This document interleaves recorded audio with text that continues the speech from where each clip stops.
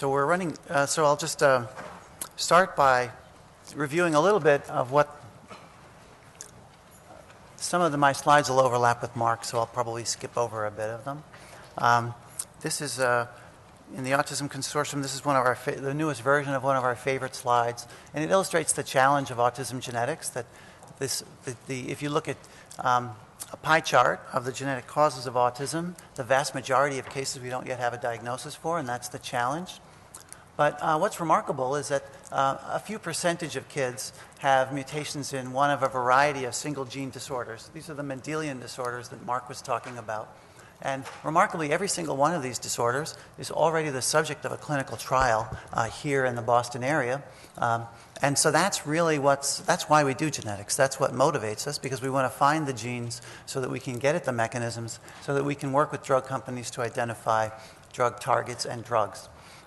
There are other single gene disorders as well, and you can see also they make up a very tiny percent of the total.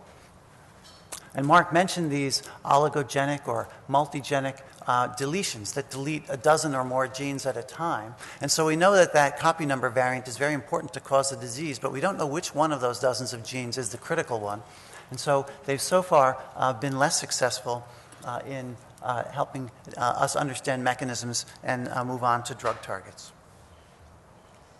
Now, the Autism Consortium was set up as one of the major signature projects was advancing the cause of clinical and genetic diagnostics. And so about 5 years ago, they supported the widespread use of copy number variant detection using a variety of technologies called CGH.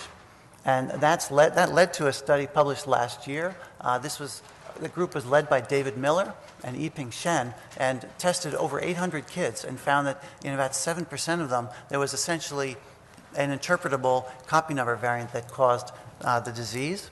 That in turn led to a consensus statement that this is a really important thing to do, that this provides important information for children and families, and that it's important that this become one of the first-line diagnostic tests for kids with autism. And in fact, a further study by Mira Irons has really demonstrated the clinical utility of genetic testing and that it really can affect the clinical care of children. And so these really all follow from that original Autism Consortium study. The description of the 16p11 was led by Mark, as he mentioned. And as he also mentioned, we now, by collecting dozens of kids with 16p11 deletions, we now have a profile of what the range of possible conditions are that these children can share. And the range is remarkably wide. Some have typical autism, and some don't really have autism at all. They have something very different, like intellectual disability, or they can be actually relatively normal.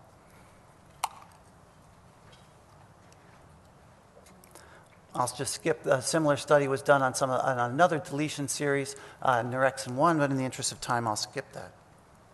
So I'm here to represent Mark's lab and our lab represent two of a group of studies forming different labs in the Autism Consortium. Last year at the symposium, you heard from Jim Gazella's lab, where they study chromosome anomalies.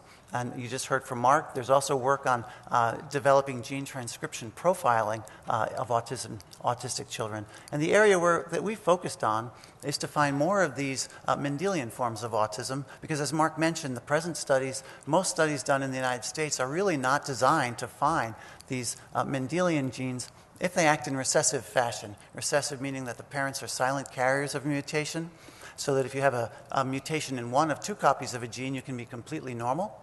But if a child has two mutations, two hits in the two copies of the same gene, that they inherit one from each parent, then they can have a disorder that's not present in the parent. These recessive disorders are particularly common in families with structures like this one, which is an unusual family structure in the States, where the parents are related to one another. The father's mother and the mother's father are actually siblings, in this case, in fact, and so the parents are cousins. And this makes recessive mutations much more common. And you can see that they're both normal, but they have 4 affected kids with autism. And so what our lab did was to search the world for these unusual families that might allow us to identify these recessive causes of autism. And then once we'd identified the genes, again, that lets us get at a mechanism, and that lets us allows us to test those genes to see whether they also cause autism here in the United States. So this has been a remarkable study started by Eric Morrow and Sungyeon Yu, and it's been remarkable not only scientifically but also culturally, getting to know families predominantly in the Gulf regions of the Middle East, because this is where marriage between cousins is quite conventional.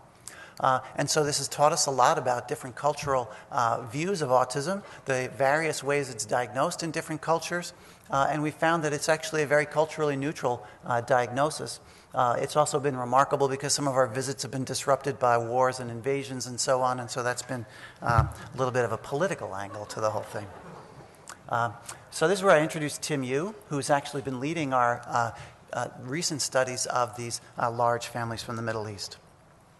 I'll just quickly present that family I just showed you, where Tim applied whole exome sequence in the members of the family circled in yellow and whole genome sequence in the members of the family circled in red, to try to find the one specific mutation. And again, the beauty of these larger families is that you can often find just a single mutation, which is very likely to be the cause of the disease. And as Mark mentioned, each person had more than 25,000 potential mutations just in their exome alone, which is just very difficult to interpret by itself. But then if you look at the way these mutations segregated in the family, there were about 8,000 that were shared by all the 3 affected that were sequenced. There were only 53 that were shared by the 3 affected and likely to be functional. There was only 1 that was shared in the homozygous state, where there were 2 mutations in the same gene in all of the affected children and in none of the unaffected family members. And this was a mutation in a gene called SIGN1. And SIGN1 is an excellent candidate gene to regulate autism because it has been previously implicated in the regulation of synapses in the brain. It has a splice form called CPG2, which regulates synapses in the brain. And a lot of what we know about the genes that cause autism have focused on their potential role in synapses. So as you know, synapses are the connections of one brain cell with another. And in fact, these synapses often occur on little specializations of the neuron called spines. So this is a single neuron in culture filled with a green fluorescent dye. And you can see that all the branches are studded with these little things that look like spines, which is why we call them spines. And they are where one neuron connects to another. And the regulation of the synapses, which occur on these spines, seems to be essential for the process of learning and memory. I have and this shows sort of a close-up of these little spines.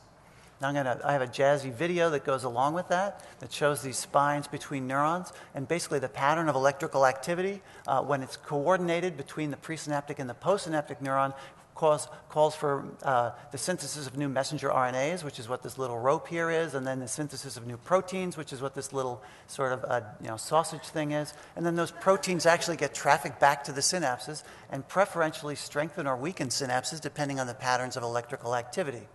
And if these patterns of if the genes are not expressed in exactly the right pattern, then the synapses tend to be weakened or not maintained properly.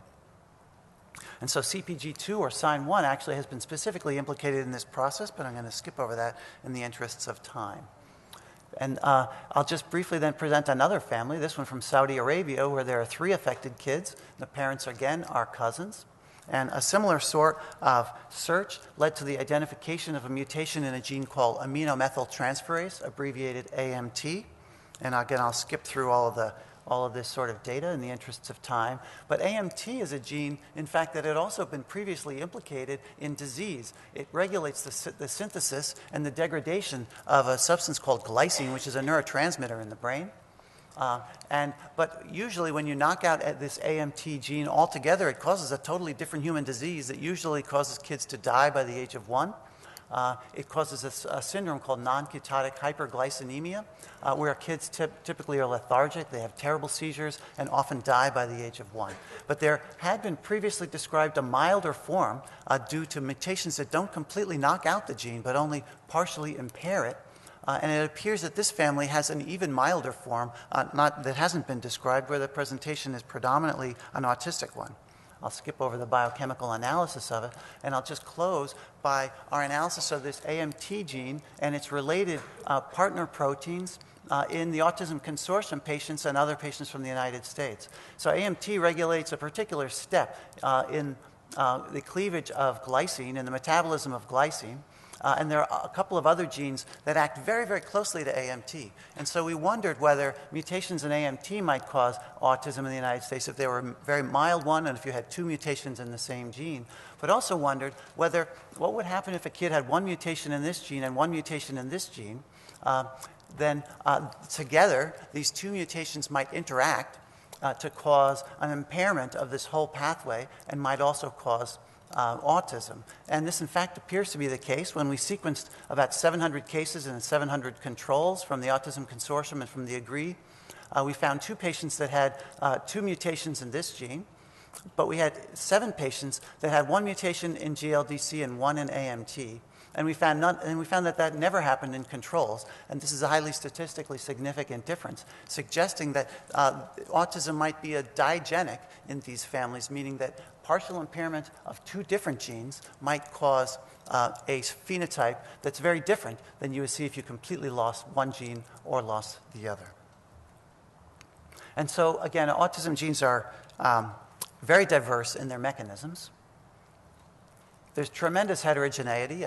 People say it all the time that if you know one child with autism, you just know that one child with autism, and we know now that that seems to be true at the genetic level as well. However, we're increasingly having the power to be able to dissect what's up with a larger and larger proportion of kids. That there might be these digenic or polygenic mutations, recessive mutations, but then also partial loss of gene function might be important. Might be a rule where if you just partially impair a gene, you might get this sort of mild syndrome, whereas complete loss of the gene might cause a completely different disease.